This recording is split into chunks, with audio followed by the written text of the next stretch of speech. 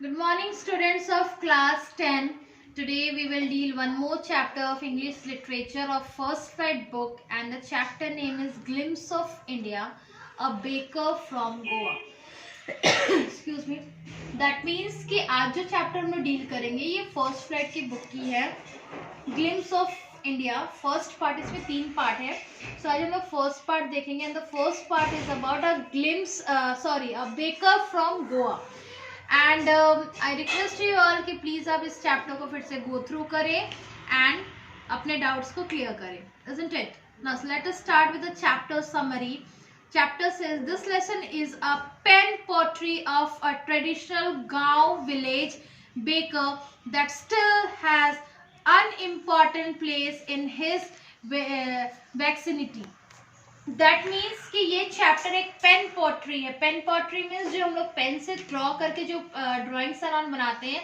It is about the गांव and it is about the गांव. कहाँ के गांव के बारे में? इट इज अ गांव place village of a Goa and there how they are making bricks thing and all. ठीक है, ब्रिक्स थिंग मीन्स कैसे मट्टी के सामान एंड ऑल बनते हैं वैसे, बट हम लोग उससे डील नहीं करेंगे. हम लोग वहाँ के बेकर्स से डील करेंगे. Goa is a place which has a varied culture of France, English and Portuguese. And उस प्लेस में जनरली फ्रांस, इंग्लिश और पोर्चुगीज इंसान रहते थे गोवा में. Here in this lesson, the description of a village hacker remind us the old Portugal days. Old Portuguese, पुराने जमाने के पोर्चुगीज के बारे में हम लोग जानेंगे.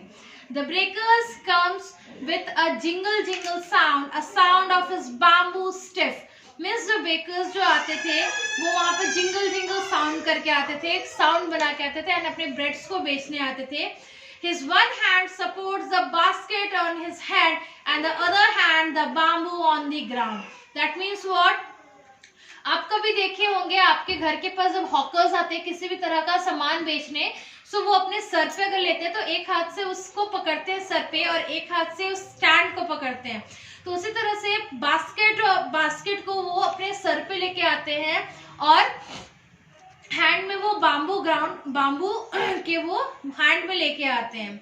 The bakers places the basket and the imploring children surround them to look into the basket that varies of eatables he carries. And then what happens? Children जब भी वो अपने जिंगल आवाज करके आते हैं तो किस तरह से वहाँ पे सारे जो बच्चे हैं वहाँ निकल आते हैं और किस तरह से बहुत खुश होते हैं उस बेकर्स को देख के कि वो उन्हें बहुत तरह के ब्रेड्स एंड ऑल, ब्रेड से बनी चीजें उन्हें खाने को वो देगा.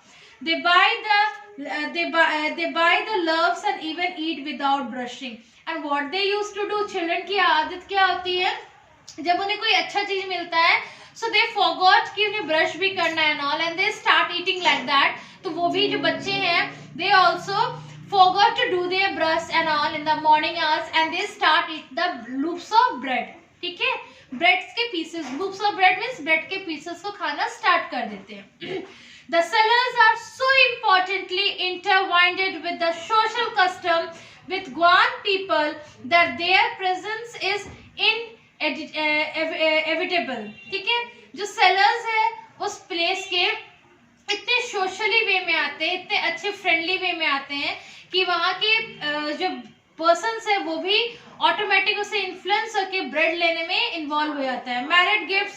Marriage gifts are meaningless without the sweet bread called bowl. Wow! And in Goa, it is famous that किसी की भी शादी हो रही है तो वहाँ पर आप गिफ्ट्स एंड ऑल दो, लेकिन उस गिफ्ट्स में वहाँ की जो ब्रेड, कॉमन ब्रेड है जिसे हम लोग कहते हैं बोल, वो कॉमन है. अगर वो नहीं दोगे तो वो कंप्लीट नहीं है. जो गिफ्ट आप दे रहे हो वो कंप्लीट नहीं है. Cakes and boli hats are the most for festival. Cakes and एक बोली हैट्स करके एक ब्रेड आती है. It's very common for the festival there. Their peculiar dress is known as खाबाई as they themselves are known as padar. And there वो जो dress पहनते हैं लाइक वो खाकी की तरह होता है, लाइक कुर्ता पैजामा ही खाकी वे में, जिसे वहाँ पर कबाई कहते हैं. It's very common with in the sellers जो सेल करते हैं bread. They has a joyful life as they earn profitable well.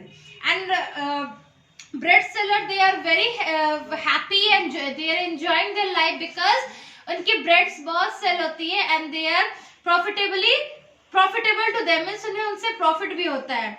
Their plums physique is the testamental to them. That means the physical work they used to do, physical work in the sense जो वो bread बनाने में जो अपनी physical strength लगाते हैं, it's very testamental. That means कि वो उनके bread से पता चलता है कि it's very tasteful and it's very useful to them and it's very means बच्चे भी उसे बहुत चाव से लेते हैं and they use the bread to eat properly.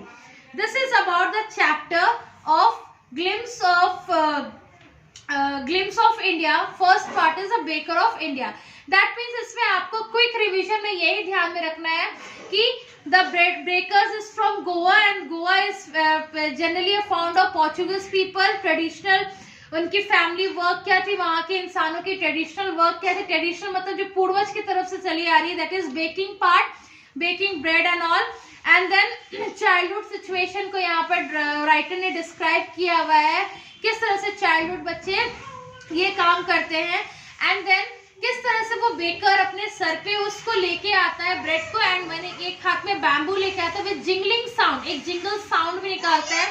And how they used to sell that bread, and वहाँ पर एक sweet bread था that is common in the marriage gifts and all, that is known as ball. Understood? So this chapter deal with this only. So please go through the chapter and complete your work. Read it properly. First part of the chapter. Thank you, student.